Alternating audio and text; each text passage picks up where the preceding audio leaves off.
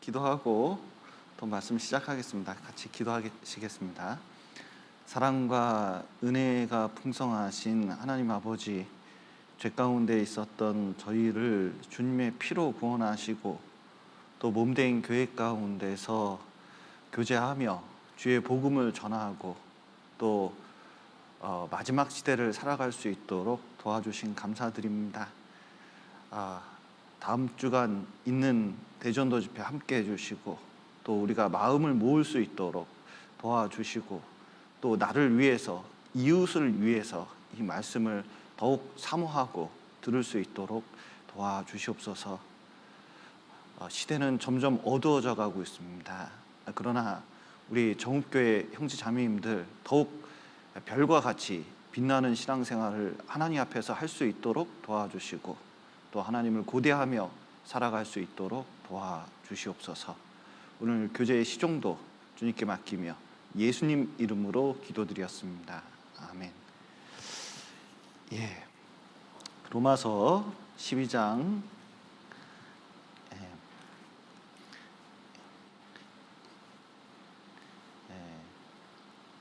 2절 제가 천천히 읽겠습니다. 너희는 이 세대를 본받지 말고 오직 마음을 새롭게 함으로 변화를 받아 하나님의 선하시고 기뻐하시고 온전한 뜻이 무엇인지 분별하도록 하라. 1년 동안 임원 모임 때 제가 말씀을 몇 번 안 했나 봐요. 아직 로마서 12장부터 시작했는데 2절 하고 있는 거 보니까 어제 내가 올해 뭐 했지, 작년에 뭐 했지 이런 생각이 가끔 들더라고요. 근데 어쨌든 너무 중요한 말씀을 조금 자세히 배우는 것 같습니다. 여기 로마서 12장 2절 말씀 중에서 지난번에 이 세대를 본받지 말라는 주제를 가지고 좀 배웠는데, 오늘은 하나님의 선하시고 기뻐하시고 온전한 뜻이 무엇인지 분별하도록 하라. 이 하나님 뜻을 분별하라는 주제를 가지고 교제를 해보도록 하겠습니다. 로마서 12장부터는 구원 이후에 신앙생활을 어떻게 할 것인가, 이렇게 이제 이 앞에서는 교리를 달았다면 이제 구원받은 사람의 윤리를 이제 12장부터 다루고 있습니다. 그 첫 번째가 가장 중요한 것이 하나님 앞에 자신을 거룩한 산 제사로, 영적 예배로 드리는 것이 굉장히 중요합니다. 그래서 뭐 쉬운 말로 자기 그 생활 전체를, 자기 온몸을 하나님께 드리는 생활, 헌신하는 생활, 그것이 영적 예배라는 겁니다. 또 쉬운 말로 하면 하나님 중심으로 살라는 거예요. 그래서 하나님 중심으로, 내 중심으로 사는 게 아니라 하나님을 위해서 어떻게 살지 중심으로 사는 것이 신앙생활의 핵심이라고 말씀드릴 수 있습니다. 근데 이것을 방해하는 것이 이 세대입니다. 그래서 이 세상은 끊임없이 우리를 유혹하고 있고 또 신앙생활을 방해하고 있고 또 하나님과 상관없이 내 뜻대로 또 세상에 묻혀서 살게끔 하는 것이 있습니다. 이때마다 정말 말씀으로, 교제를 통해서 마음을 새롭게 하고 변화를 받아서 신앙생활하는 것은 굉장히 중요한 일이라고 할 수가 있습니다. 특별히 우리가 하나님께 헌신하려면 하나님이 어떤 뜻을 가지고 있는지 그것을 분별할 필요가 있거든요. 특별히 이 시대는 그 라오디게아 교회 시대에 갔습니다. 특별히 요한계시록에 7교회가 있는데 마지막 교회가 라오디게아 교회거든요. 그러니까 마지막 시대의 교회 상을 보여준다 하는데, 이 라오디게아 교회의 특징이 뭐죠? 차지도 않고 더웁지도 않습니다. 미지근해요. 그러니까 진리도 아니고 비진리도 아니에요. 참도 아니고 거짓도 아닙니다. 그리고 복음도 아니고 복음이 또 아닌 것도 아니에요. 그러니까 모호한, 그러니까 색으로 치면 흰색도 아니고 검정색도 아니고 중간에 회색을 이렇게 택하는 겁니다. 이렇게 하는 것은 이 표준이 없기 때문에, 그러니까 기준이 없기 때문에 그렇거든요. 그러니까 성경이란 말씀은 확실한 기준이 있는데도 불구하고 그것을 모호하게 성경에 있는 진리를 모호하게, 복음을 모호하게 만드는 특징이 이 시대의 교회라고 할 수가 있거든요. 너도 옳고 나도 옳다. 이것을 어려운 말로 포스트 모더니즘이라고 요즘 말하거든요. 그러니까 말이 되게 어렵죠. 포스트 모더니즘. 그냥 넌 너 할 대로 하고 나는 나 할 대로 하고 너도 옳고 나도 옳다. 마치 이제 황희정승 같습니다. 그 집에서 일하는 두 종이 크게 다툼을 일으켰나 봐요. 찾아와서 이제 시비를 이제 가려 주십사 하고 황희정승께 왔답니다. 그래서 쭉 얘기했더니 한 종이 말하니까 너도 옳구나. 네가 옳다. 이렇게 얘기했답니다. 옆에 있던 종이 하도 어이가 없어가지고 자기 사정 얘기하면서 그게 왜 옳냐고, 이게 사정이 이만저만 해가지고 이렇게 된 거라고. 그랬더니 황희정승이 너도 옳래. 그랬더니 옆에 있던 황희정승 그 부인이 그 말을 듣더니 아니 내가 듣기에는 이쪽하고 의견이 완전히 다른데 이것도 옳고 저것도 옳다 그러면 어떻게 된 거냐고, 어떻게 시시비비를 옳고 그름을 가릴 수 있냐고 이렇게 얘기했더니 황희정승이 뭐라 했는지 아세요? 당신 말도 옳래? 그러니까 결국 모두 또 옳아요? 황희정승 말도 옳다는 거예요. 그러니까 황희정승 말이 틀렸다는 부인의 말도 옳다고 얘기하는 거예요. 그리고 자기도 옳고. 이게 포스트 모더니즘입니다. 그러다 보니까 이 마지막 시대의 사람들의 특징이 확실한 게 없어요. 이혼이 맞는지 틀리는지, 동성애가 맞는지 틀리는지, 그리고 이게 폭력이 맞는지 틀리는지, 정치적 주장이 이 사람도 맞고 저 사람도 맞는 것 같은, 그러니까 이게 확실한 게 없는, 그러니까 그러다 보니까 뭐가 어떤 태도가 생겼냐면 모호한 태도. 그러니까 옳은 게 중요한 게 아니라는 거예요. 옳은 게 중요한 게 아니다. 그러니까 확실한 게 중요한 게 아니다. 절대지는 뭐 그렇게 필요한 게 아니다. 그러니까 관심이 없어요. 들으려고 하진 않았습니다. 그런 건 되게 복잡하게 생각을 하는 거예요. 그리고 그게 편해요. 그러니까 사사기처럼 각자 옳은 대로 행하잖아요. 각자 옳은 대로입니다. 각자 틀린 대로가 아니라. 그러다 보니까 어떡하냐면 다 옳다 그러니까 누구도 옳아요? 나도 옳아. 나도 옳아. 그러면 자기중심적으로 마음대로 할 수 있는 그 길이 터진 거예요. 그 결과는 그렇지만 심각합니다. 굉장히 심각해요. 여기 이사야 5장을 보시죠.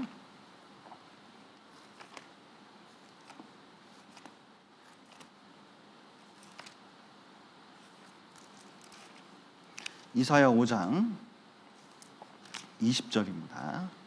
구약성경 972페이지 이사야 5장 20절 21절 제가 읽어드리겠습니다.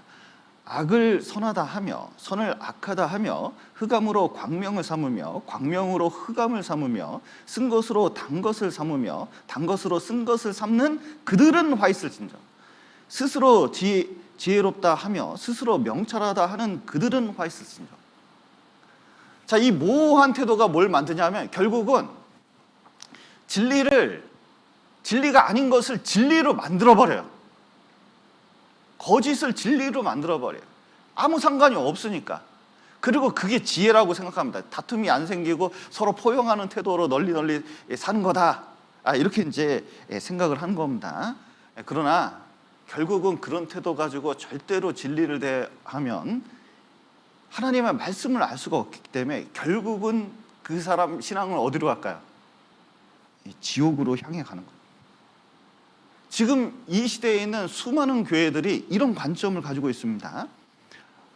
이게 목사님들이 설교하는 것을 이렇게 이제 좀 TV나 이런 걸로 이제 들을 때가 있거든요. 뭐라고 하나 한번 들어보자. 이렇게 이제 생각하고 이렇게 들어보면 얼마 지나지 않아서 도대체 들을 수가 없어요. 왜 그러면 성경을 모호하게 얘기해요. 자기 주관대로 얘기해요. 어떤 여자 목사님 나와서요, 마태복음 25장 가지고 얘기를 하는데 양과 염소가 있는데 교회 다닐 때는 양이고 교회 바깥 잘 다니다가 안 다니면 염소래요. 그게요, 저희 교회 같으면은 당장 쫓겨납니다. 한 번 구원은 영원한 구원이기 때문에 구원이 취소될 수가 없는데, 천국에 가면 심판대에서 구원받은 사람하고 받지 않은 사람 완전히 갈리게 되는 그 중요한 문제를 다 놓고 교회 다니는 문제로 치부해보는 거예요. 성경을 몰라도 너무 모르는 거죠. 2000년 동안 최초로 그렇게 해석한 사람이에요, 이 사람이. 그런데 아무도 그걸 문제 삼지, 그 교대 내에서 아무 문제도 삼지 않아. 유명하니까. 그리고 어떤 설교를 듣는데 이렇게 얘기하는 거예요. 십계명 지키기가 쉽습니까? 어렵습니까? 이렇게 물어보는 거예요. 그럼 여러분 뭐라고 대답하시겠습니까? 이 성경을 아는 사람은 이게 어렵죠? 이렇게 얘기할 거 아니에요. 그런데 이 사람이 십계명 지키기가 쉽대요. 그래서 야, 특이한 해석이네. 이건 도대체 이거 뭐지? 그리고 이렇게 들어봤더니 그 다음 말이 이거예요. 살인하기 쉽습니까? 어렵습니까? 물어보는 거예요. 그러니까 살인하기가 얼마나 어렵냐고. 그러니까 십계명 지키기가 쉽다는 거예요. 그러니까 이런 식의 주장을 하는 목사들이, 특이한 주장을 하는 사람들이 생기는 거예요. 왜냐하면 성경을 모르니까. 그리고 듣는 사람으로 하여금 이게 어느 정도 자기 마음대로 해석하게 만드는 거예요. 그러니까 복음도 모호해지는 거예요. 그래서 이 상태를 가지고 이제 이런 시대가 올 줄 이 윌리엄 부스가 알았어요. 그래서 1865년, 벌써 거의 200년 전에 이런 얘기를 했습니다. 장차 사람들이 교회에서 그리스도가 없는 기독교는 크리스토교거든요. 그 중국어로 기독이라고 한 거예요, 그리스도를. 근데 기독교 안에 그리스도가 없어요. 설교 가만히 들으면 예수님에 대해서 정확하게 증거하는 내용이 없습니다. 자기 주장하고 있지. 그리고 중생 없는 구원, 거듭나는 사건이 없어요. 그리고 그리스도 없는 성서, 그리고 회개 없는 용서를 논할 때가 올 것이다. 근데 시간이 이만큼 지났는데 실제로 책을 읽어보면 목적이 이끄는 삶, 제가 그걸 몇 번을 읽었거든요. 처음에 좋더라고요, 책이. 이 사람이 이렇게 말을 이렇게 잘하는구나. 근데 나중에 곰곰이 생각해 보니까 구원은 코딱지만큼 달았어요. 근데 그 구원이 아니야. 내용이 아니에요. 그러니까 성경에 십자가, 예수님, 피, 구원, 천국, 지옥, 교회, 그리고 핵심적인 내용이 있는데 가만히 생각해 보니까 그런 단어가 다 빠졌어요. 그리고 우리끼리 좋자는 그런 내용으로 꽉 차 있는 거예요. 도움이 되는 내용이 있는데 핵심적인 진리는 빠진 게 많아요. 잘 되는 나, 뭐 이런 책이 있습니다. 그리고 어떤 책을 사가지고 강의 집을 보면 핵심적인 내용은 많이 빠지는 것들이 많아요. 그리고 해석하기 나름이기 때문에 두 가지 견해를 동시에 받아들이는 이상한 태도를 가지고 있거든요. 그리고 라오디게아 교회에서 뭐라고 합니까? 나는 부족한 게 없대요. 왜냐하면 풍부한 재산이 있고, 그 다음에 교인도 많고, 쌓여진 지식, 책도 얼마나 많은지 모릅니다. 그런데 구원이 없어요. 구원이 없습니다. 그러니까 금처럼 연단된 믿음이 없습니다. 그래 안약을 발라가지고 좀 보라고 그랬거든요. 확실한 진리를 보는 눈이 없어요. 분별력이 없어요. 벌거벗은 차예요. 그러니까 구원받지는 않았으니까. 그러니까 그런 태도를 갖는 겁니다. 분별력이 없으니까 무조건 믿으면 된대요. 예수 믿으면 된대요. 예수 믿는 게 뭔지는 설명 안 하고 예수만 믿으면 된다는 거예요. 그리고 덮어놓고 믿으라는 거죠. 이런 시대에 잘못하면 이 구원받은 사람도 이 모호함에 빠져가지고 분별력 없는 신앙생활을 할 수가 있습니다. 예수님께서 너희가 저녁에 하늘이 붉으면 아이고 날이 굳겠네, 좋겠네. 아침에 하늘이 붉으면 아이고 흐리겠다, 날이 굳겠다, 이렇게 얘기하면서 어떻게 청기는 분별할 줄 알면서 시대의 표적은 분별할 수 없다. 예수님이 직접 오셨고 말씀을 전하고 기적도 일으키고 수많은 이 표적을 보여주는데도 아이고 이분이 예수님인지 아닌지 초림하시는 예수님인지 그거 알지를 못한다는 거예요. 지금도 마찬가지죠. 코로나19가 이렇게 창궐하고 주님 가까우는 소리가 점점 가까이 오는데 사람들은 분별력 없이 진짜 중요한 게 무엇인지 모르고 신앙생활을 할 가능성도 충분히 있거든요. 그래서 이 시대만큼 분별력이 필요한 시대가 없습니다. 그리스도인이 확실히 분별력을 가져야 돼요. 그 이유가 특별히 이 마지막 시대에 속지 않기 위해서는 더욱 그렇습니다. 여기 예수님께서 말씀하신 거 잠깐 보시죠. 마태복음 24장.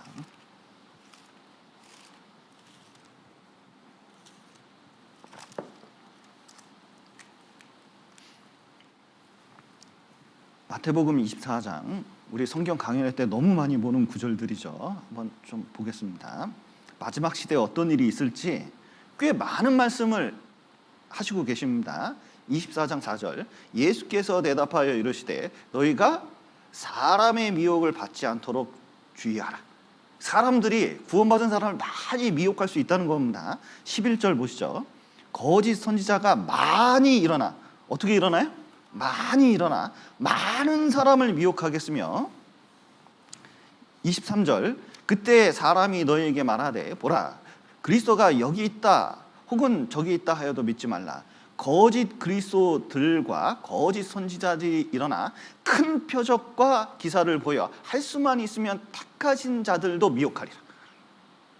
여기 마지막 시대의 징조 중에 크게 많이 계속해서 반복하는 것은 구원받은 사람들, 특별히 택하신 사람들도 미혹될 수 있는 말과 기사와 표적들이 많이 일어날 것을 보여주고 있는 겁니다.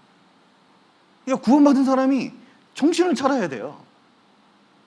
제가 옛날에 구원받고 나서 이제 교회학교 하다 보니까 너무 진짜 이 아이들한테 이게 자료 같은 거 좀 보여주면 노트북이 필요한데, 그때 당시 보면 지금 성능이 핸드폰도 안 되는 것이 250만 원이었어요. 중고가. 야, 컴퓨터 진짜 비쌌어요. 그런데 이제 그 회사 일 보고 외부 갔다가 이제 쫙 들어가고 있는데 이게 봉고차 하나에서요 노트북을 싸게 파는 거야. 20만 원. 야, 뭐 그렇게 싸냐? 이게 쫙 보여주는데, 야, 그러면 저렴하게 사가지고 조금 그래도 성능이 딸려도 좀 쓰자. 그래가지고 마침 또 지갑에 있었어요. 20만 원. 그때 당시 큰 돈이었는데 어쩌다 그 돈이 거기 있었을까? 나한테 지금 그런 큰 돈이 보통은 없거든요. 그날따라 있었어요. 그래서 당장 세우고 아이고 우리 애들 가르친다는 그 욕심에 샀거든요. 집에 가서 열자마자 버튼을 탁 눌렀는데 전원 연결 바로 꺼졌어요. 너무 화가 나가지고 짐 싸가지고 거기 위치에 가서 이게 따지려고 했더니 이미 사라지고 없었어요. 그때 이후로 얼마나 이제 속지 말자, 속으면 피해가 크다, 이런 생각을 가졌는데, 놀라운 것은 영적 피해는 이루 말할 수가 없어요. 구원받아도 신앙생활 완전히 망가버릴 수 있거든요. 특별히 지금 이 시대에 이 거짓 이 사도들, 여기 잠깐 보시죠. 고린도 후서 11장 보시겠습니다.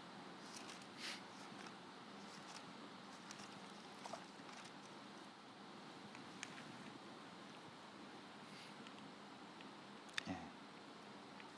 11장 3절 보시겠습니다. 뱀이 그 관계로 이와를 미혹한 것 같이 너희 마음이 그리스도를 향하는 진실함과 깨끗함에서 떠나 부패할까 두려워하노라. 만일 누가 가서 우리의 전파하지 아니한 다른 예수를 전파하거나 혹 너희의 받지 아니한 다른 영을 받게 하거나 혹 너희의 받지 아니한 다른 복음을 받게 할 때는 너희가 잘 용납하는구나. 다른 예수, 다른 영, 다른 복음. 이게 요즘 유튜브가 많잖아요. 세련된 사람도 많습니다. 그런데 거기를 잘 듣다 보면 뭔가 문제가 있는 경우가 있어요. 여기 13절 한번 보시죠. 저런 사람들은 거짓 사도요 교율의 역군이니 자기를 그리스도의 사도로 가장하는 자들이니라. 이것이 이상한 일이 아니라 사단도 자기를 광명의 천사로 가장하나니 그러므로 사단의 일꾼들도 자기를 의의 일꾼으로 가장하는 것이 또한 큰일이 아니라 저희의 결국은 그 행위대로 되리라. 여러분, 요즘은요 조화가 정말 생화 같아요. 만져봐도 촉감으로도 이게 구분이 안 되는 경우가 많아요. 이거 진짜 같은데? 근데 몇 달이 지나도 안 져요. 끄떡 없어요. 그거 신기하대요. 그러니까 그 어떤 설교자들을 보면 굉장히 세련돼 보여요. 그런데 생명력은 없는 경우가 많습니다. 확실한 복음이 없기 때문에 그런 경우가 많이 있거든요. 이런 사람들은 알고 보면 복음을 이용하는 경우가 많아요. 자기 명성을 이용하려고 하는 경우가 많습니다. 그런데 이 시대에 이것을 잘 주의할 필요가 있거든요. 특별히 이 시대는요, 이런 거와 같아요. 어떤 할머니 한 분이, 어떤 이제 청년, 젊은 분 한 분이 이제 서울에 그 친구가 있어가지고 한번 올라갔답니다. 올라가서, 이게 며칠이 지나면서 이게 참, 참기름에 비빔밥, 고추장 탁 해가지고 이제 비빔밥이 그리워가지고 참기름을 하나 사가지고 이렇게 이제 탁 비벼 먹었는데 이상한 거예요. 맛이 보니까 참기름이, 옛날에 참기름 파동이 있었죠. 참기름에다가 악화산기름 조금 넣어가지고 이 맛이 가짜 참기름인 거예요. 그래서 이제 지나가다가 이게 참기름이 왜 이렇지? 보니까 할머니 순 참기름집이 있더라고. 그래가지고 거기서 참기름을 딱 사가지고 또 비벼 먹었더니 이것도 또 가짜네. 그래가지고요, 별의별 참기름집을 다 가봤는데 다 뭔가 섞여 있고 문제가 있어서 갑자기 좋은 생각이 든 거예요. 시골에 있는 이 참기름을 아주 그냥 정성스럽게 짜가지고 이 진짜 참기름 맛을 보여야겠다. 그래가지고 방앗간을 해가지고 이렇게 참기름집을 해가지고 팔면, 이야, 이게 얼마나 대박이겠냐. 그리고 누이 좋고 매부 좋고. 그래서 조그맣게 이제 참기름집을 방앗간을 냈답니다. 그런데 몇 달 만에 망했대요. 왜 망했을까요? 서울 사람들이 가짜 맛에 익숙해져가지고 진짜 참기름 딱 주니까 그게 가짜래. 그러니까 전혀 안 팔릴 수밖에 없죠. 이 시대가 그랬습니다. 자꾸 잘못된 교훈, 그리고 세련된 교훈을 자꾸 듣는데 뭔가 생명이 없고 성경에 있는 진리를 확실히 보여주질 않아요. 말씀을 대조를 안 해줘요. 그냥 자기가 교수다, 학벌이 얼마나 된다, 그걸로 그냥 눌러버리면서 그냥 얘기해버립니다. 왜냐면 일반 성도는 확인할 길이 없거든요. 성경을 안 읽으니까. 그러니까 독소가 딱 박혀가지고요, 그걸 믿는 거예요. 그걸 믿고 그리고 진리를 딱 정하면요, 아이고, 그것이 잘못됐다고 얘기하는 이상한 시대가 돼버렸거든요. 그러나 그거 잘못 받아들이다가는 에덴 동산에 있었던 일이 지금 일어납니다. 하나님이 참으로 너희에게 동산 모든 나무의 열매를 먹지 말라 하시더냐? 그랬잖아요. 뭐가 잘못됐죠?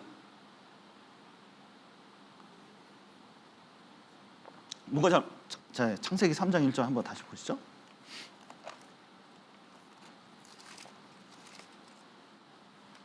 네, 3장 1절.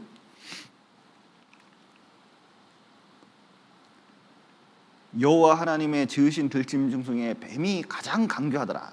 뱀이 여자에게 물어 가로되 하나님이 참으로 너희더러 동산 모든 나무 실과를 먹지 말라 하시더냐? 이렇게는 얘기했는데 여기 뭐가 잘못됐습니까? 여기 한 단어 한 단어 봐야 돼. 첫 번째 잘못된 게 참으로입니다. 참으로. 진짜 100% 구원받았어? 조금도 의심이 없냐? 그러니까 의심이 조금이라도 들면요, 그게 구원이 아닌 것처럼. 그리고 막 믿음은 100% 자신의 완벽주의를 얘기하다 보니까 완벽한 사람이 없잖아요. 이게 문제가 생깁니다. 하나님은 참으로는 단어를 쓰시진 않았거든요. 너희더러. 자, 너희더러 이거 맞습니까 틀립니까? 너희가 아니죠. 아담한테 얘기했잖아요. 동산 모든 나무 실과입니까? 선악과 얘기했잖아요. 그러니까 먹지 말라 하시더냐? 의문형이 아니잖아요. 이게 얼핏 비슷한데 맞는 게 제대로 없는 거예요. 맞는 게. 그런데 요 말 듣고 하와가 넘어갔죠. 응답을 잘못해 준 게 문제입니다. 여기 보시면 2절 보시죠. 여자가 뱀에게 말하되 동산 나무 실과를 우리가 먹을 수 있으나 동산 중앙에 있는 나무 실과는 하나님의 말씀에 너희는 먹지도 말고 만지지도 말라 너희가 죽을까 하노라 하셨느니라. 지금 하와 태도가 어떻게 변했죠? 지금 뒤죽박죽이에요. 먹지도 말고 만지지도 말라 그런 말을 안 하셨거든요. 먹지 말라 하셨지. 그리고 결정적인 게 뭐냐면 죽을까 하노라. 분명 죽네. 정령 죽으리라고 했는데 죽을까 하노라 그래도 모호해진 거예요. 그러니까 분명한 게 없어요. 결국은 선악과 따먹었습니다. 그리고 어떻게 됐어요? 에덴 동산이 잃어버린 거예요. 잘못된 교리를 받아들이잖아요. 그러면요 이단적인 교리 하나 들어봅시다. 가정 파괴되지. 그리고 직장도 문제가 생겨서 직장 잃어버린 사람도 많지. 영혼도 파괴되지. 교회도 파괴되지. 이게 보통 문제가 아닌 거예요. 그래서 우리가 정말 속지 않고 영혼의 손해를 보지 않기 위해서는 정말 이 분별력을 가지고 있어야 됩니다. 또 하나는 우리가 하나님께 헌신하려면 진짜 거룩한 산 제사를 드리려면 어떻게 해야 되느냐? 이 분별력이 있어야 되거든요. 여기 디모데후서 보시죠. 디모데후서 2장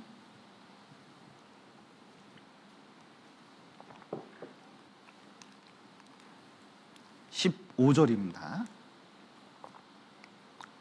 신약성경 344페이지 디모데후서 2장 15절 제가 읽겠습니다. 내가 진리의 말씀을 옳게 분별하며 부끄러울 것이 없는 일꾼으로 인정된 자로 자신을 하나님 앞에 드리기를 힘쓰라.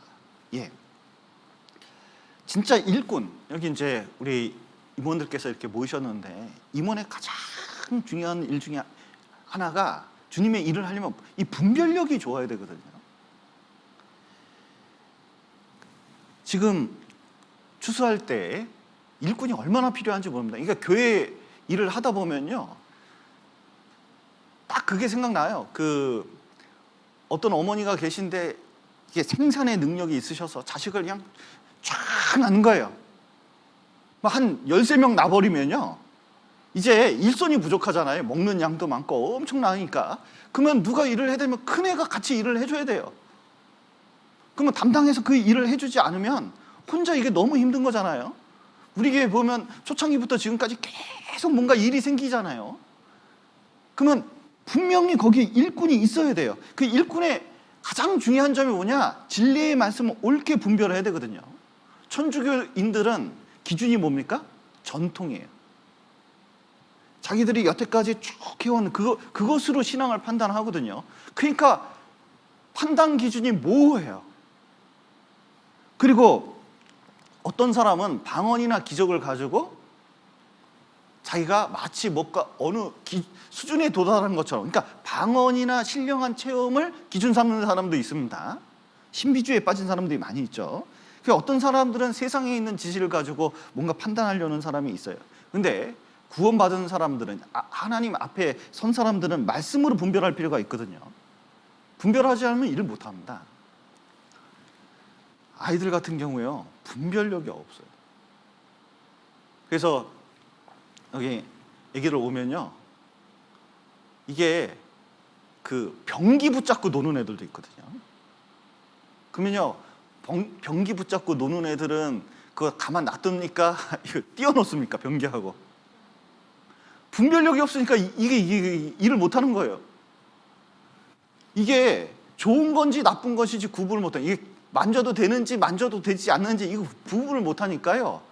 사무실에 아주 어린 아이가 들어올수록 제가 긴장을 해요.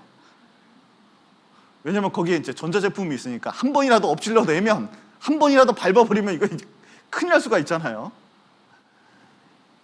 그래서 아이들이 분별력이 없으니까 이 애한테 큰 돈을 맡길 수가 없어요. 분별력 없이 쓰면 어떻게 해요? 어떤 일을 맡기기가 어려운 거예요. 그래서 하나님 앞에서도 일꾼이 되려면 이게 분별력을 가지고 있어야 됩니다.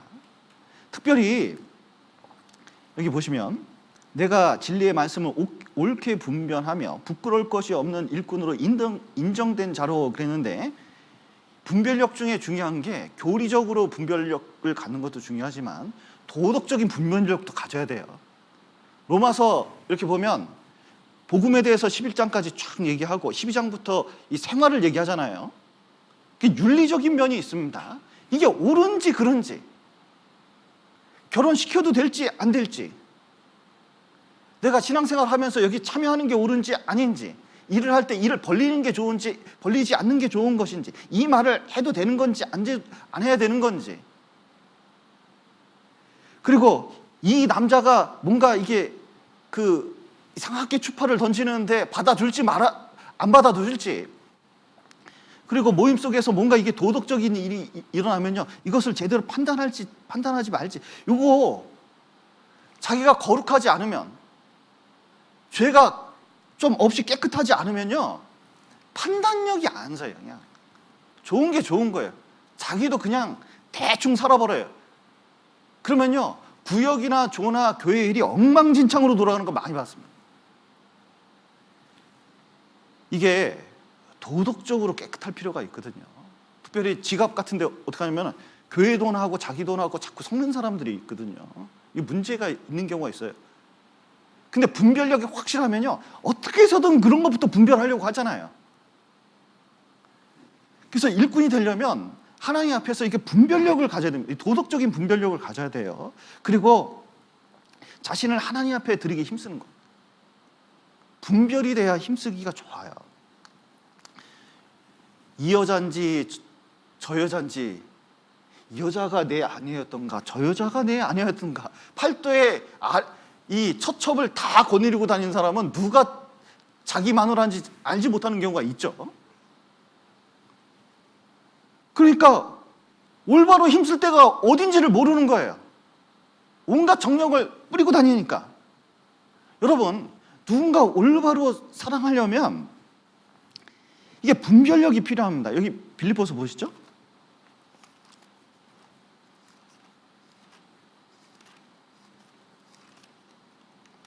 1장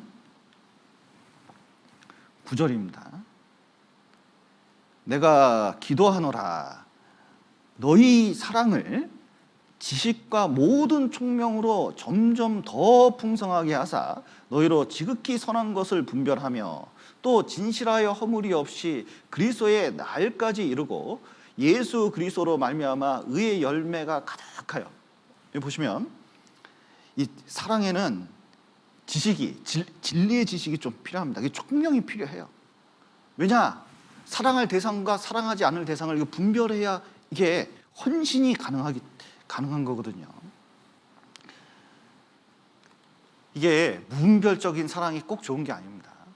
그 책을 읽어봤더니 기차에서 자식을 너무 사랑해가지고 막 요만한 애가 막 뛰어다니면서 막 노는 거예요. 근데 옛날에는 이렇게 마주보는 기차 있지 않습니까? 그때 앞에 있는 신사 막 무릎까지 올라가면서 막 그런 거예요. 그래서 애 좀 절제 좀 시키라고 신사가 얘기를 했더니 엄마가 우리 애 노는데 왜 그러냐고. 그러니까 이 신사가요, 이 엄마한테 얼굴에 침을 탁 뱉었대요. 그랬더니 왜 침을 뱉냐고 막 성질을 내니까 이 사람이 뭐라냐면 우리 엄마도 그렇게 키워서 그래요. 그랬다는 거예요. 어떤 사형 틀에 어떤 사람이 이게 죽어가고 있는데 엄마가 와서 슬피 울며 울었대잖아요. 그랬더니 그 자기 엄마 보고 당신은 나를 위해서 울을 자격이 없다고 얘기하는 거예요. 왜 그런가 봤더니 어렸을 때 달걀 하나 훔칠 때 너는 기술이 좋구나, 잘 가져왔다, 마침 살림도 없었는데, 그러니까 얘가 이게 좋은 건가? 그리고 또 가서 또 훔쳐왔어요. 그랬더니 나무라질 않는 거예요. 그래서 점점 도둑들이 커지고 나쁜 짓이 커지다 보니까 결국 사형틀에까지 달려가지고 죽게 된 거예요. 교수대에서. 결국은 당신 때문에 내가 이렇게 된 거라고 이렇게 얘기를 했다는 거예요. 이 무분별한 사랑이 사람을 망친 거죠. 그래서 사랑에는 분별력 있는 사랑, 지식 있는 사랑이 필요하다고 성경은 말씀하고 계신 겁니다. 그래서 진정한 사랑을 하려면 중요한 게 뭐냐? 이게 진리를 정확하게 알아야 돼요. 분별력이 있어야 돼요. 제가 어떤 사람 만나서 이렇게 상담을 하는데, 이 사람은 성경 말씀을 들이대고 성경 말씀이 이렇다고 말씀해도요, 자기는 하나님 믿긴 믿는데 성경 말씀하고는 상관이 없대요. 나는 그 분위기를 느낀다는 거예요. 그리고 하나님께서 막 이렇게 이제 역사해가지고 그 임재를 느낄 때마다 기쁨이 막 용솟음 친다고 얘기하는데, 진리가 없는 곳에 이런 분위기, 따뜻한 분위기, 그리고 그냥 자기 열심히나 찬양 부르면서 느낌적인 느낌을 받으려고 하는 사람들이 요즘 시대에 얼마나 많이 늘어나는지 모르겠어요.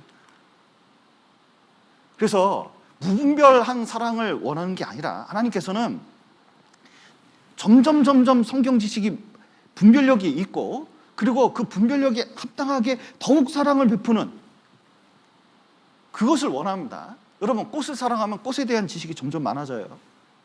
사진 좋아하는 사람은 어떻게 해서든 사진에 대한 지식을 가지고 사진을 잘 찍으려고 노력합니다. 사진 좋아하니까 지식이 많아지는 거예요. 성경을 좋아하고 하나님을 좋아하면요, 여러분, 성경 읽게 돼 있어요. 알려고 하게 돼 있어요. 말씀을 듣게 돼 있어요. 그래서 이 누구를 사랑한다 할 때 좀 분별력 있게, 그리고 확실한 게 더 중요한 것이 무엇인지 교회 일 속에서도 우선순위를 잘 정하고 보는 게 좋습니다. 그럼 어떻게 분별하냐, 이게 이제 중요한데, 이것은 좀 쓰면서 말씀을 드리겠습니다.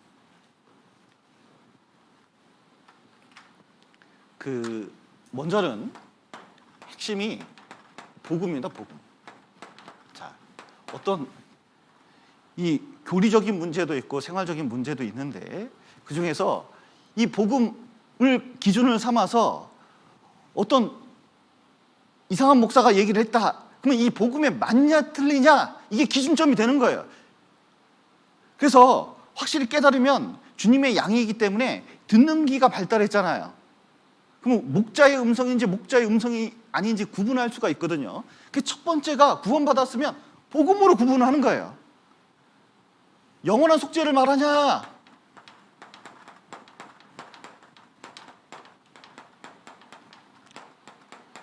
믿음으로 구원받는다는 걸 말하냐,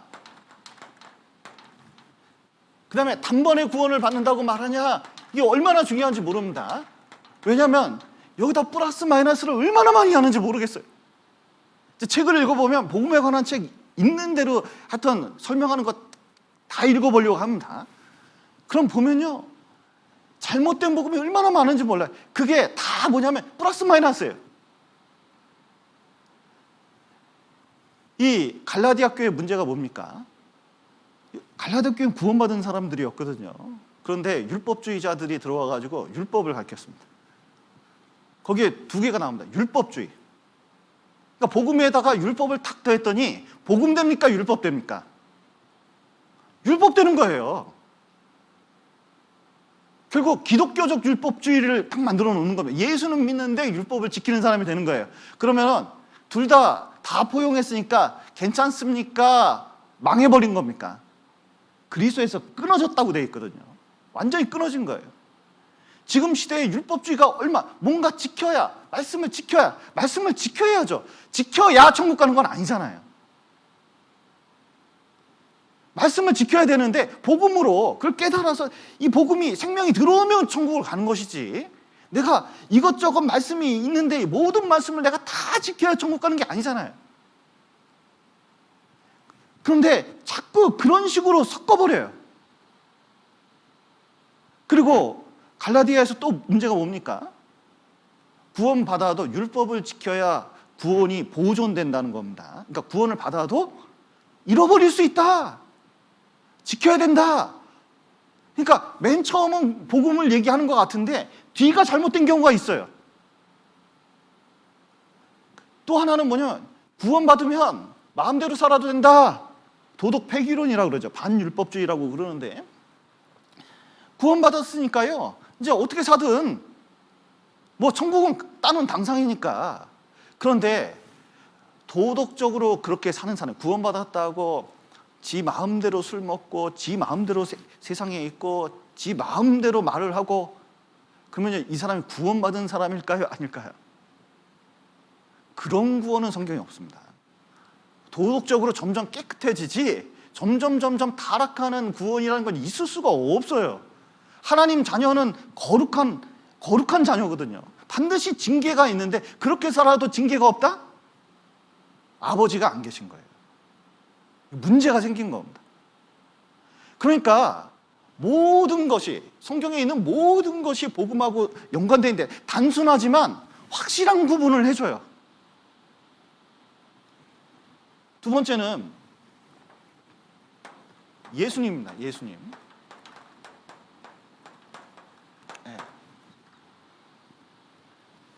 예수님은 십자가에 죽으신 예수님이 그리스도십니다. 그 외에 그리스도는 없어요. 신천지 이만희 씨가 자기가 뭐 성령이 들어왔다. 그때 예수님이 때 계셨던 그 영이, 예수님 안에 있던 영이 예수님 죽으시고 지금 이 시대에 자기한테 들어왔다. 이렇게 얘기를 하는 겁니다. 맞습니까? 틀립니까? 그래서 그리스도가 됐다는 주장을 하는 사람이 얼마나 많은지 몰라요. 뭐 안산홍부터 시작해가지고 뭐 장길자 뭐 등등등등등등 수많은 사람들이 있습니다. 그러나 십자가에 죽으셔서 구원을 이루신 예수님 외에 다른 그리스도가 있을 수 있을까요? 그거 없어요. 이거 분별해야 돼요. 근데 놀라운 것은 이만희 씨나 안산홍 씨 뭐 이렇게 등등 교인들하고 이렇게 얘기해서 이만희 씨가 그 구세주라고 믿냐, 보혜사 성령이라고 믿냐 이런 얘기하면요, 이 사람들이 하도 거짓말을 잘해서 자기는 믿고 있는데 또 아니라고 얘기해요. 공산당하고 비슷해요. 공산당은 어떠죠? 이게 전술 전략이라는 게 있습니다. 그러니까 이게 그냥 거기서는 말로는 다 그냥 오케이 해줘요. 그리고 뒤로 움직이는 건 따로 움직이는 겁니다. 그러니까 요즘은 웬만한 분별력을 갖지 않고서는 도대체 이 사람 하는 말이 진짜 말하는 것인지 아닌지 몰라요. 구원받은 사람은 어떠냐면 다 믿음이 좋기 때문에 다 믿어줄 만하다 이렇게 생각하는 경향이 있거든요. 근데 이런 사람들을 만날 때는 진짜 조심할 필요가 있습니다. 또 뭐가 있습니까? 성령.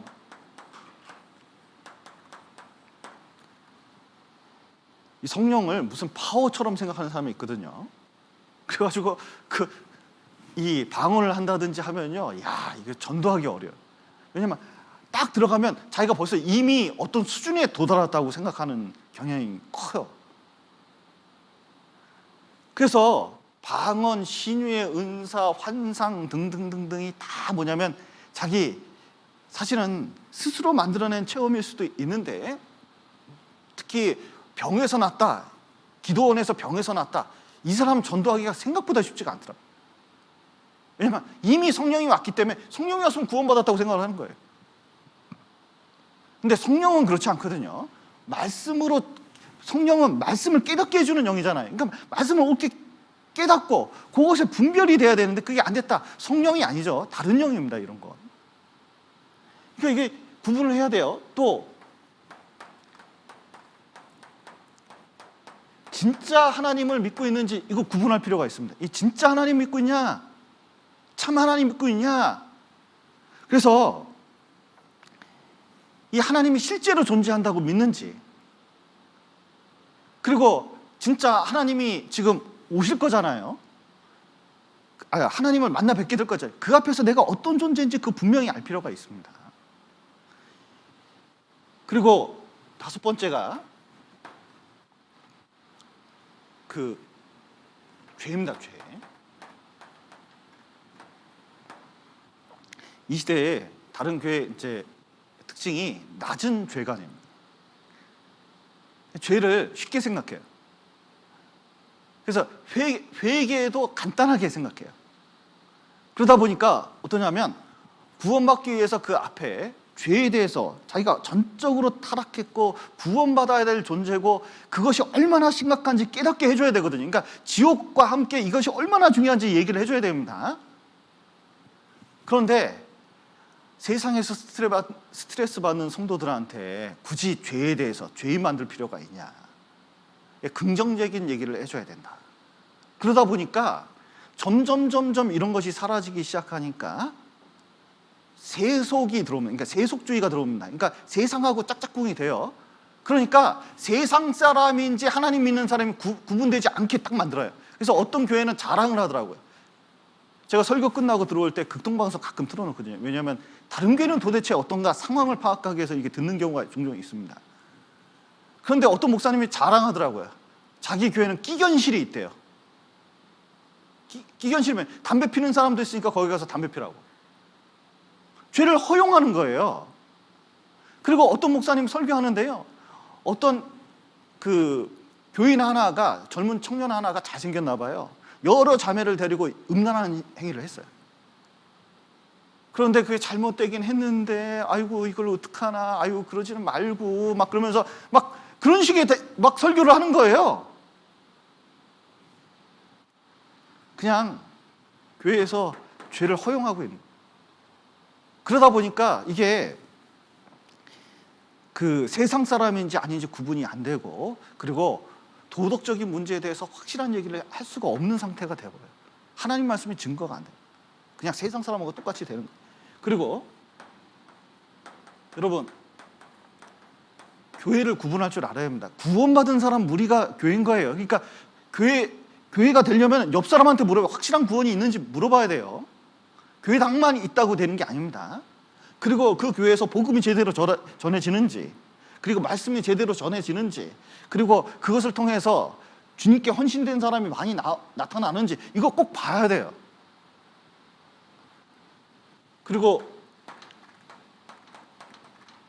종말에 대해서, 재림하신 예수님에 대해서, 이 천국과 지옥에 대해서, 이 마지막 시대에 대해서 정확하게 얘기하고 있는지 이걸 봐야 됩니다. 시한부 종말론 같은 경우 어떻게 됩니까? 날짜 딱 정해놓고 시한부 종말론 있잖아요. 다미성 교회처럼 얼마나 많은 사건을 일으킨지 몰라요. 그 다미성 교회의 그 시한부 종말론 1991년 10월 21일인가요? 18일인가요? 그때 예수님 오신다고 막 주장했는데 성도들의 돈을 다 모아가지고 수십억 되는 돈을 자기 통장에 밀어 넣었잖아요. 그런데 어느 주식인가 펀드인가 뭐 이렇게 청약인가 뭐 이렇게 딱 했는데, 채권인가 샀나? 그런데 그거는 93년도에 타는 거예요. 목사가. 뭐 그런 식의 미혹되는 거죠. 그러니까 이게 제대로 전해지고 있는지 성경적 가치관을 가져야 됩니다. 우리 마지막 시대에 정말 주님 오는 것을 바라보면서 자기 깨끗하게 하는데 이거 힘써야 될 필요가 있거든요. 마지막을 알면. 그리고 천사와 귀신에 대해서도 정확하게 알 필요가 있습니다. 그래서 이 귀신론 김기동 씨 같은 경우에는 이 세상에 설사가 나고 몸이 아프고 뭐 이런 게 다 뭐냐면 죽은 사람이 귀신으로 떠돌아다닌다는 거예요. 이게 성경입니까? 이게 유교입니까? 무속신앙이죠. 이게 샤머니즘이잖아요. 우리나라에 있던. 기한을 못 채우고 120년 사람이 사는데 그 나머지 기간 동안 이 구천을 헤매러 다니다가 그 귀신이 누구한테 들어가냐면 이렇게 사람한테 들어가서 병도 낫고 사고도 낫게 하고 막 그런대요. 그걸 쫓아야 된다는 거예요. 귀신아 물러가라! 하면서 착착 그냥 한 방에 날려보내줘요. 그런데 그 사람이 쓴 책에 보면요, 웬만한 병은 다 나는데 신경통하고 관절염은 못 나는데요. 왜냐면 아무리 해도 그건 잘 안 고치지나 봐요. 이게 엉뚱한 이론을 내는 경우가 많이 있습니다. 그래서 성경에 기준점이 있기 때문에 어떤 잘못된 교리가 나왔을 때는 이게 맞는지 안 맞는지를 살펴볼 필요가 있어요. 그리고 신앙생활 하면서 다시 로마서 12장 보시겠습니다.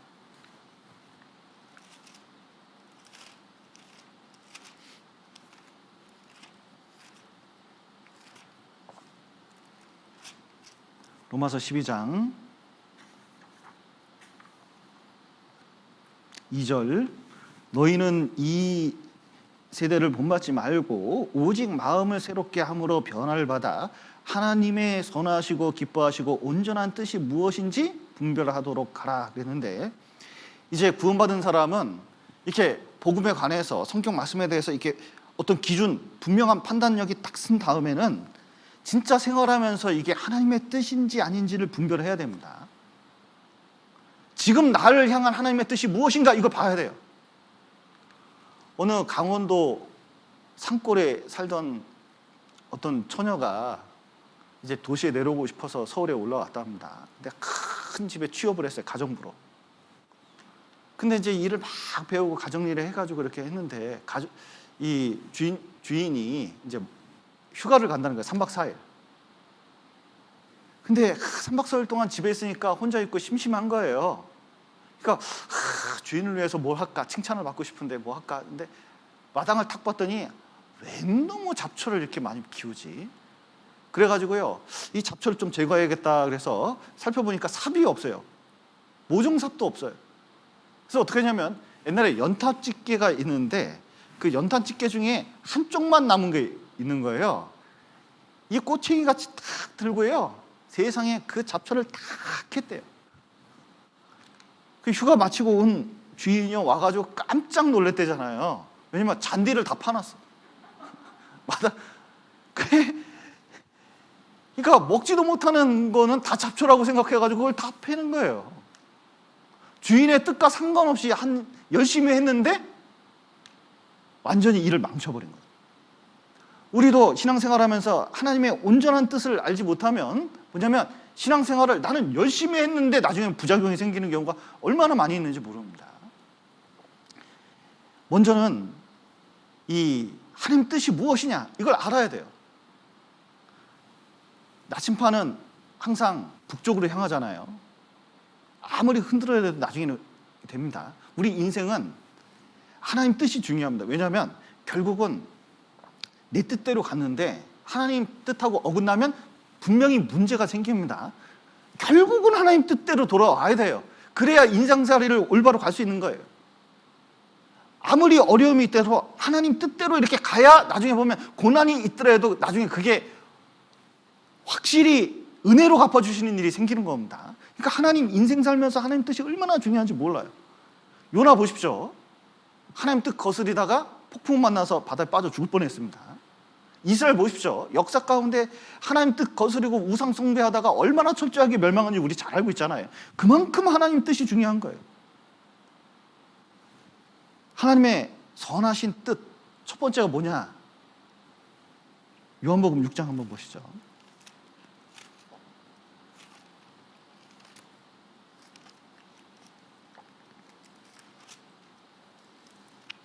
6장 38절,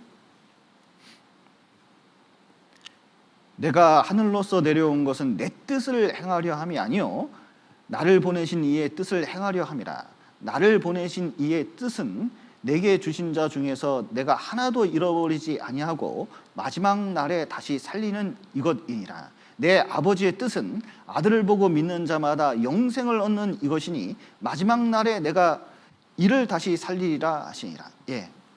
하나님 아버지의 뜻은 뭐냐면 가장 큰 뜻이 뭐죠? 인류 역사 쫙 이끌어가고 온 우주를 창조한 하나님의 뜻이, 궁극적인 뜻이 뭡니까? 구원받은 사람 한 사람이라도 더 나타나는 거, 복음 전도해서 구원받게 하는 거, 그게 뜻이라면 어떻게 해서든 성경 강연을 해야겠죠. 주님의 뜻인데, 주님의 마음이 거기에 있는데. 그러니까 어떻게 해서든 교회에서는 우리 삶 속에서 아무리 어려움이 있더라도 이 복음 전하려고 해야 됩니다. 하나님 뜻이 거기에 있기 때문에 그런 거예요. 그리고 하나님의 뜻은 이겁니다. 선하신 뜻이 무엇인지 알아야 돼요. 이 요셉은 그걸 알았습니다. 꿈 한번 다 꿨는데 하나님 뜻이 나를 뭔가 사용해서 이스라엘을 세우는데, 아버지와 형제들이 나한테 인사를 하는데 뭔가 뜻이 있을 거다. 그 뜻이 뭔지는 모르지만 분명히 위대한 뜻이 있다는 걸 생각하고 고난이 있었습니다. 진짜 보디발의 집에서 11년 동안 노예 생활하고 감옥에 2년 딱 갇혔거든요. 그때에도 너무너무 고난이 있고 어려움이 있는데 마음을 어디에 뒀냐? 하나님 뜻에 뒀습니다. 그러니까 요셉이 불평했다는 얘기가 없어요. 내가 꿈도 해석해줘가지고 여기 술 먹던 관장이 가서 나를 금방 풀어주질 않았는데 하나님 뜻은 그게 아니었죠. 나가자마자 잊어먹었어요. 그리고 2년 감옥에 있는 게 하나님 뜻이었거든요. 때를 기다리는 거죠. 이때가 참 어려운 때예요. 왜냐하면 이상하게 하나님은 내가 고난을, 지금 당장의 고난들이 있잖아요. 어떻게 그 아버지 집에 있다가 11년 동안 이거, 게다가 내가 열심히 했고 아무 잘못도 없는데 내가 감옥에 처박혀가지고 2년 동안 언제 나갈지도 모르고 막 그러면요, 생각만 하면 무슨 생각이 나요? 이놈의 10 형제들이 있는데 이 일을 부득부득 갈아도 시원찮아 갈아먹, 그 여자 이를 부득부득 갈아도 시원찮아 먹을 막 하면서 분노 속에서 막 살 수가 있잖아요. 근데 요셉은 그게 없어요. 뭐냐면 분명한 하나님 뜻이 있다고 생각하니까, 더 큰 뜻이 있다고 생각하니까 거기에 집중을 한 겁니다. 그리고 결국은 때가 되니까 하나님께서 기가 막히게 요셉을 끌어 쓰는 거예요. 그리고 나중에 알고 보니까 뭐라고 해요? 당신들은 나를 해하려 하였으나 하나님은 그것을 뭘로 바꿨다고요? 선으로 바꾸사 오늘과 같이 만민의 생명을 구원하게 하시려 하셨나니, 이렇게 말씀하셨는데, 놀라운 것은 합력해서 선을 이룬다는 거예요. 그러니까 요셉 마음속에서는 하나님 뜻은 선하시다, 이게 있었어요. 우리 고난 가운데서도, 자 보셔요. 좀 요즘 그 고난이 좀 많이 계신가요? 그 인간 때문에 좀 고난을 받으시는지 모르겠는데, 놀라운 것은 그 사람이 큽니까? 하나님 뜻이 큽니까? 하나님의 큰 뜻이 있다는 것을 바라볼 필요가 있어요. 구원받은 사람, 이것만 통과하면 된다. 때를 기다려야 된다. 그래서 잠언 19장 보시죠.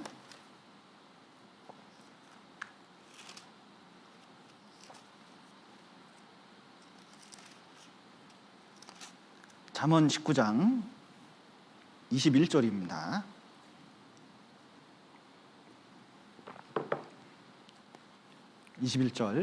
사람의 마음에는 많은 계획이 있어도 오직 여호와의 뜻이 완전히 서리라. 나 이런 생각도 해보고 저런 생각도 해보고 이런 계획도 세우고 저런 계획도 세우고 많이 있습니다. 결국 내 계획이 성취될까요? 하나님 뜻만 딱 쓰게 될까요? 하나님 뜻만 딱 쓴다는 걸, 이걸 명심할 필요가 있어요. 그리고 하나님의 기쁘신 뜻이 있습니다. 이게 에베소서 5장에 보면 이런 말씀이 있습니다. 한번 보시죠. 에베소서 5장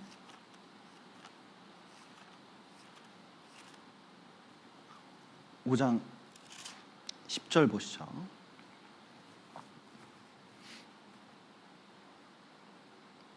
10절, 주께 기쁘시게 할 것이 무엇인가 시험하여 보라 말씀하셨는데, 정말 주님 안에서 주님의 뜻이 있다면 그 뜻을 성취해가지고 기쁘시게 할 게 무엇인가.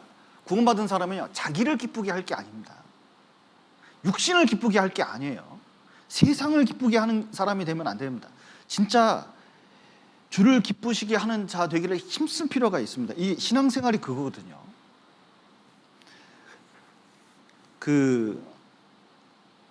하나님을 기쁘시게 하는, 가장 기쁘시게 하는 방법 중에 하나가 전도죠. 그러니까 한 사람 구원받으면 하나님께서는 의인 99보다 한 사람 구원받는 걸 기뻐하신다고 되어 있습니다. 또 기뻐하시는 게 뭡니까? 말씀에 순종하는 걸 기뻐하셔요.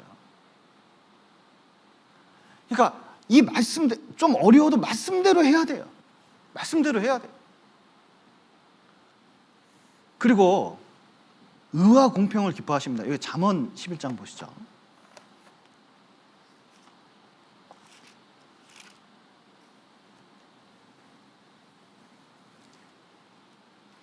잠언 11장 1절. 속이는 저울은 여호와께서 미워하셔도 공평한 추는 그가 기뻐하시느니라. 예.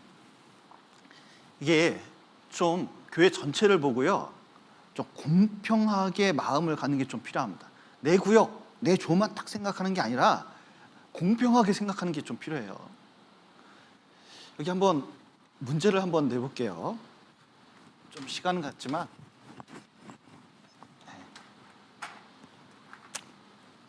자, 아버지 유산을 나눕니다. 유산을 나누는데, 자, 건물이 하나 있어요. 얼마짜리 할까요? 원하신 대로 해드리겠습니다. 10억. 자, 아유, 우리 아버지가 이렇게 돈이 많았으면 참 좋겠다, 그죠? 네. 그 다음에 그 땅이 있습니다. 땅이 있는데 이거 5억짜리예요. 네. 네. 여기 아파트가 하나 있는데,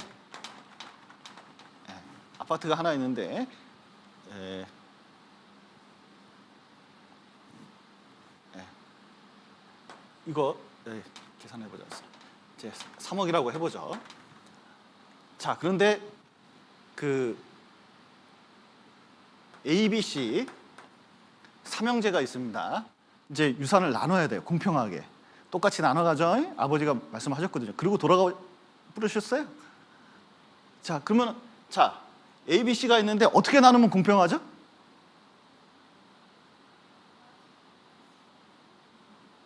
어떻게 나누면 공평할까요? 이게 생각하면요, 나누는데 딱 이렇게 생각을 하는 거예요. 그러니까 싹 팔으면 18억 되니까 싹 어떻게 해요? 6억씩 가지면 되겠다 이렇게 생각하는데, 형제들은 그렇게 생각 안 해요. 뭐냐면 당장 보니까 이 아파트가 요즘 오르고 있어요. 이 땅은 개발 예정이요. 그리고 이 10억짜리는 요즘 시세가 조금 내려가고 있어요. 그러니까요, 이게 골치가 아픈 거예요. 다 형제들은 뭐 갖고 싶어요? 예, 요거. 아니면 요거는 아니에요. 그런데 진짜 돈보다는 요거는 꼭 갖고 싶어요. 이거 보니까 한 2배는 뛰겠어요, 이게. 그러면요, 이거 어떻게 공평하게 나눕니까? 이거 골치 아픈 거예요. 그러면요, 뭐 이게 구구절절 설명 안 하겠습니다. 각자 예상가를 적고, 하나는 가치를 9억, 뭐 6억, 요거는 뭐 가치를 4억, 여기 각자 계산해가지고 이거 나누는 방법이, 이게 다 합산해가지고 여분 주고 정리하고 하는 법이 있습니다. 그러니까 쉬워요, 복잡해요? 이게 뭐 나누는 것이 쉽지 않아요. 그러면 자 보세요. 여기 형제자매님들 계십니다. 형제자매님들 계신데, 여기 그 1, 2, 3 형제자매님들 계신데, 자매님들 계신데 보니까 일꾼이요. 그러면 여기에 4명 있고 3명 있고 2명이 있습니다. 그러면 어떻게 나누면 되죠? 일꾼을 셋 나누면 되잖아요. 그런데 우리 구역에는 얼마큼 가져가야 돼요? 이게요, 연말 되면 머리가 아파요. 그러니까 와가지고 막 얘기를 하는데요, 얼마나 골치 아픈지 몰라요. 그런데 어떻게 해서든 조를 이렇게 나눠도요, 나중에 보면 교재를 어떻게 만드느냐에 따라 완전히 달라요. 이게 완전히 달라요. 그런데 뭔가 일이 생길 때마다 아전인수격으로 생각하는 것이 아니라 공평하게 생각할 필요가 있습니다. 그래야 뭐냐면 교회 전체적으로 분별력 있게 일을 할 수가 있어요. 그러면 하나님이 그 안에 평강이 있기 때문에 하나님께서 기뻐하시게 되어 있습니다. 그리고 하나님은 교제를 기뻐하시고 또 하나님께 드리는 헌물을 기뻐하신다고 되어 있습니다. 하나님 뜻은 그것을 다 모아가지고 하나님께 드리는 게, 그리고 교제 가운데 있으면 하나님 뜻을 분별할 수가 있어요. 혼자 있을 때, 그러니까 요즘처럼 교제를 많이 안 하고 혼자 있을 때 이렇게 있으면요, 자꾸 뭔가 생각이 나잖아요. 엉뚱한 생각이 자꾸 납니다. 어떻게 좀 해봐, 이런 생각이 나요. 근데 교제 가운데 있으면 제정신이 딱 얘기 듣고 제정신이 나는 경우가 있거든요. 그러니까 잠깐 모이고 하나님께 드리는 게 필요합니다. 그리고 온전한 뜻이 있어요. 여기 사도행전 13장 보시죠.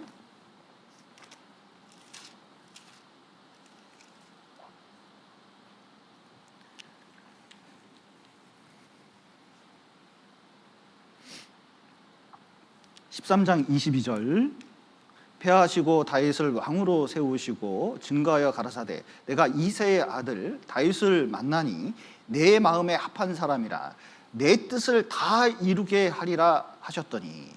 예. 여기 사도행전 13장 36절도 보실까요? 예. 다윗은 당시에 하나님 뜻을 쫓아 섬기다가 잠들어 그 조상들과 함께 묻혀 썩음을 당하였을 때, 이렇게 말씀하셨는데, 이 다윗의 마음속에 항상 어떻게 하나님과 합한 사람이 됐을까? 여러 고난도 있고 그리고 고생도 했습니다. 그리고 죄도 지을 때도 있었어요. 그러나 많은 일 가운데서 진짜 하나님 뜻이 무엇이냐, 하나님 뜻이 분명히 드러나면 완전히 굴복했습니다. 이 다윗이 잘한 게 이거거든요. 그러니까 하나님과 완전히 합한 사람이 된 거예요. 우리는 때때로 내 뜻이 얼마나 강한지 몰라요. 그러니까 하나님의 뜻을 행할 수 없을 때가 많습니다. 예수님 보셔요. 만일 아버지의 뜻이거든 이 잔을 내게서 옮기옵소서. 그러나 내 원대로 마옵시고 아버지 원대로 하옵소서, 이렇게 이제 말씀하셨는데, 기도하다가 이렇게 무슨 상황이 생기면요, 결혼, 취업 뭐 등등 있을 때는 한참 얘기하다 보면 이게 결국 하나님 뜻대로 되는 게, 말씀대로 되는 게 아니라 자기 뜻대로 딱 결정할 때가 있거든요. 그러면요, 목사로서 안타까울 때가 있어요. 왜냐면 지금 당장은 좋을지 모르지만 길게 가봐야 돼요. 길게 가보면 끝이 반드시 하나님 말씀대로 되는 걸요, 제 목회하면서요 얼마나 많이 경험했는지 몰라요. 그런데 하나님 말씀대로 유유히 살아가는 사람이 있거든요. 끝이 좋습니다. 그걸 믿어야 돼요. 그래서 우리가 결혼할 때래요. 신앙생활 할 때 진짜 하나님 뜻대로, 그리고 하나님의 선하시고 기뻐하시고 온전한 뜻이 무엇인지 분별하면서 이 시대를 살아갔으면 좋겠습니다. 기도할까요? 그래도 기도하시겠습니다. 사랑과 은혜가 풍성하신 하나님 아버지, 죄 가운데 있었던 저희를 주님의 피로 구원하시고 또 몸된 교회 가운데서 교제할 수 있도록 도와주신 감사드립니다. 특별히 이 혼란한 시대에 우리가 정신을 차리고 분별력을 가지고 신앙생활을 할 수 있도록 도와주시고, 또 오늘 사는 삶, 또 오늘 한 달을 살 때에 하나님 뜻이 어디에 있는지 가르쳐 주시옵소서. 특별히 다음 주간 하나님 뜻을 이루는 성경 강연에 있습니다. 함께 해주시고 그곳에서 하나님의 역사가 우리 가운데 나타날 수 있도록 도와주시옵소서. 이 일에 수고하는 우리 임원들 함께 해주시고 또 마음을 주시고 또 주님의 뜻을 이룰 수 있도록 도와주시옵소서. 귀한 시간 허락하신 감사드리며 예수님 이름으로 기도드렸습니다.